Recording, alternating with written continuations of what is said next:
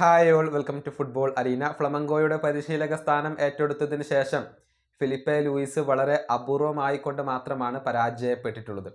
പക്ഷേ ഇന്ന് അദ്ദേഹത്തിന് തോൽവിയുടെ കയ്പുനീർ അറിയേണ്ടി വന്നു. കാരണം മറ്റാരുമല്ല, നെയ്മർ ജൂനിയർ ആണ്.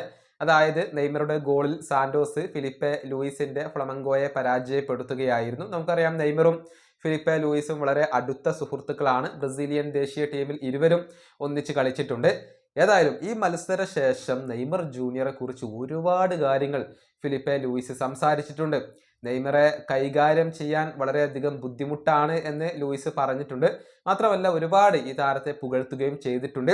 ഫിലിപ്പെ ലൂയിസിന്റെ വാക്കുകൾ ഇങ്ങനെയാണ്: നെയ്മർ അസാധാരണമായ ഒരു താരമാണ്. എൻ്റെ മുൻ സഹതാരവും അടുത്ത സുഹൃത്തുമാണ്. വളരെ മനോഹരമായ ഒരു സുഹൃത്ത് ബന്ധമാണ് ഞങ്ങൾ തമ്മിലുള്ളത്. ബ്രസീലിയൻ ലീഗിലെ നെയ്മറുടെ സാന്നിധ്യം ബ്രസീലിയൻ ഫുട്ബോളിന്റെ തന്നെ ഒരു പ്രിവിലേജാണ്. ഇന്നത്തെ അവരുടെ വിജയത്തിൽ നിർണായകമായത് നെയ്മറാണ്. വളരെയധികം സ്വാധീനം ഉണ്ടാക്കുന്ന ഒരു താരമാണ് നെയ്മർ ജൂനിയർ. അദ്ദേഹത്തിന്റെ കാലിൽ ബോൾ ലഭിച്ചു കഴിഞ്ഞാൽ എന്തെങ്കിലും ഒന്ന് ക്രിയേറ്റ് ചെയ്യാൻ നെയ്മർക്ക് സാധിക്കും. ഒന്നുകിൽ ഗോൾ അവസരം സൃഷ്ടിക്കും, അതല്ലെങ്കിൽ ഡ്രിബിൾ ചെയ്യും, അതല്ലെങ്കിൽ സഹതാരത്തിലേക്ക് നല്ല പാസ് നൽകും. അങ്ങനെ എല്ലാം കൊണ്ടും അപകടം വിതക്കാൻ നെയ്മർക്ക് സാധിക്കും. ഇത്തരത്തിലുള്ള താരങ്ങളെ കൈകാര്യം ചെയ്യാൻ വളരെയധികം ബുദ്ധിമുട്ടാണ്.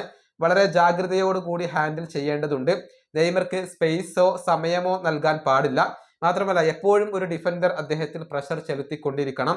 വളരെ സുപ്രധാനമായ ഒരു താരമാണ് നെയ്മർ. നമ്മൾ എത്രയൊക്കെ ജാഗ്രത പുലർത്തിയാലും ഡിഫൻഡർമാരെ അദ്ദേഹം വലക്കും. കളിയിൽ നന്നായി ഇൻഫ്ലുവൻസ് ചെലുത്തും. നല്ല വിഷൻ ഉള്ള താരമാണ് നെയ്മർ ജൂനിയർ. ഇതാണ് നെയ്മറെ കുറിച്ച് ഇപ്പോൾ ഫിലിപ്പെ ലൂയിസ് പറഞ്ഞിട്ടുള്ളത്.